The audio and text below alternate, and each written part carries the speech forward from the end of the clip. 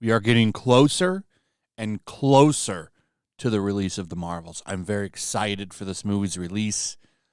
This movie is going to be yet another bad look for the once glorious Marvel Studios. There's a whole bunch of stuff to talk about with this movie today. First reactions are out. That spoiler scene that we talked about, the mid-credits. I don't know if you want to know this or not, but I'm going to guess many of you aren't going to see it. So, spoilers, it's real. So, the Beast thing is real. A very desperate cameo to connect this movie and to hype people to Deadpool 3. So, here's what happens. It's getting copyrighted, so I don't want to show it. I can't even show it to you now because everyone that posted it's been hit.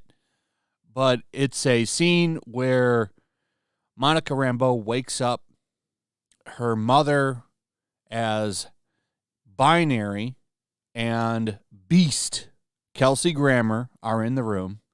And they tell her, you are in a new reality. She doesn't recognize, or her mother doesn't recognize her because she doesn't exist in that reality. And then Beast says, I have to go update Charles. And then it ends. It looks awful. The CGI looks awful.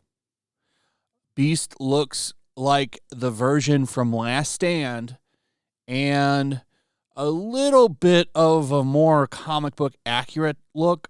And by that, I mean he's big.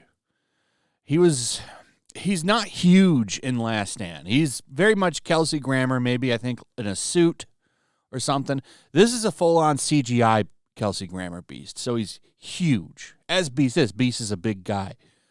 And he also has the big fangs. He looks more like the animated series version. Maybe that helps. I would say the Jim Lee version. But if you know X-Men 97, that's what he looks like, basically. It was nice seeing Kelsey Grammer's. I really liked Kelsey Grammer's Beast, but that's not enough for me to go see this movie. I've already seen the scene, so I don't need to go. Trust me, this will be floating around all week, so you can find it easily once they stop copywriting it because they're trying to keep the cat in the bag. And if you know anything about the internet, once the cat is out of the bag, you can't stop it. I have a hard version of this now, or I have a copy of it myself in a drive. So it'll be, I'm sure I'm not the only one that has it, so it'll be everywhere, I would imagine. If that's what you really want to see. I just saved you $4 or $10 because there's actually a code. You can watch this movie for $3. There's a bunch of codes going around from Flamingo tickets, and you can put this code in and get tickets for like $3. How desperate.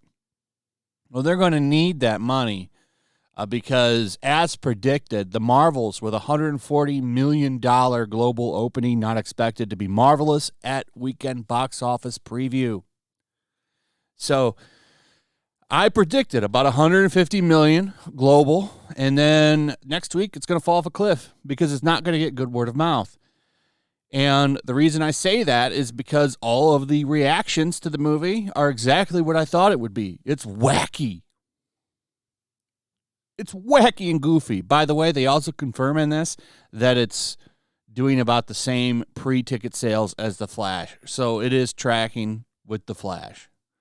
That's embarrassing. Embarrassing. But anyway, listen to some of these reactions. Critics are always funny. It's always the same shit. Like, oh my God, I'm so grateful to have Marvel movie in my life. My early The Marvels review. Yes. So much yes. The film is so much fun and exactly what a comic book movie should be. It's funny, silly, short, and sweet. Action-packed. Love the cosmic sci-fi moments. Plenty of MCU interconnectivity without being overbearing. Oh, yeah. Funny, silly. That's exactly what I've been looking for. I'm sick of these goofy-ass movies. And this one, they all use the same talking points. Marvel's is, well, astonishingly wacky film. It's wacky. Silly. Listen to this one. The Marvels is the most fun I've had watching a superhero movie in a while. It's hilarious, action-packed, and full of girl power. Kamala was a standout, and so many moments surprised me. There was a great balance of the team while dropping shocking bombs that will change everything. Once again, you need to see this movie for the rest of the MCU. Though that's been the standard lately. These movies can't just be their own movies anymore. They've always got to have some big interconnecting storyline and shit. Kind of tired of that. And I'm not the only one. Here's one that talks shit. I went into the Marvels with extremely low expectations, and it wasn't half bad. I don't even want to read those names, to be honest. Are easily the highlights. Basically, Kamala Khan and Monica Rambeau are easily the highlights. Love the chemistry with Brie Larson. Unfortunately, the story is a huge mess with an underutilized villain and an underwhelming final. An underutilized villain. Once again, another Marvel movie with a forgettable villain. Big shocker. This one, see it for the post-credits. All kinds of, you got to go see this for the post-credits. So here's the thing with first reactions. Barely do they ever talk shit. Oh, here's Grace Randolph. The Marvels is short and sweet. Plenty of laughs and action. So I went in hoping it wouldn't be too bad and ended up with a smile on my face the whole time. Tons of surprises, big and small. Not just the end credits. Avoid spoilers. Grace Randolph doing her best to get those goodie bags. So that's what's going on here. If you want to see for yourself how this movie is doing, I asked on Twitter, show me your seats at your theaters. And a lot of people stepped up and did that. Here are a couple of showings at an IMAX. This one is actually open. I'm kind of shocked. 7 p.m.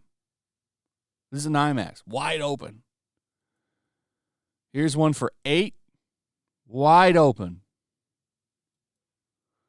Here's one for 7:30. Wide open. Here's one at 8:30. This one's got some seats. This one's got some seats taken. Here's another one. You got some people filling in here in the middle. Not much else. Here's some more. Here's some more. Wide open. So it doesn't look like you'll have to worry too much about getting seats. Some of these are filled, like this one. This one's got a nice little crowd in here. So there are some theaters that have some seats taken. But for the most part, it looks like if you want to get tickets to a movie or to a time, you'll have no problem whatsoever. Yeah, this is who I wish would have been introduced. They should put Rogue in it. And right at the end of the movie, she could have came in and killed Carol Danvers, and she could have became the true Rogue and stepped in for her. I would have been okay with that. Anyway, this movie is not going to perform well. I think it is going to actually bomb. I don't want to just jump in and then it does well. But I've seen enough now to think this is actually going to flop. Wow. Isn't that crazy? I mean, it's not crazy, but I'm surprised that Disney's going to let it happen because they pulled some shenanigans with the first one. I don't think they can do it with this one.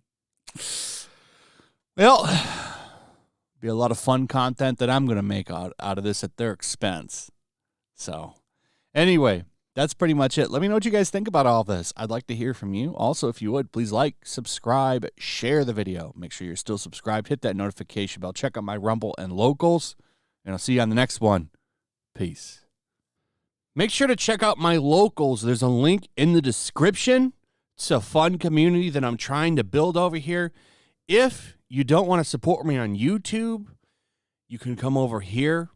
None of that money goes to YouTube.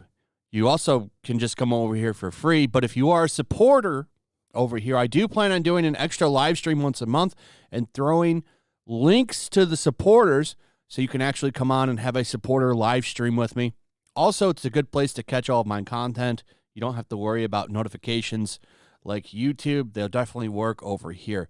So come check out my locals.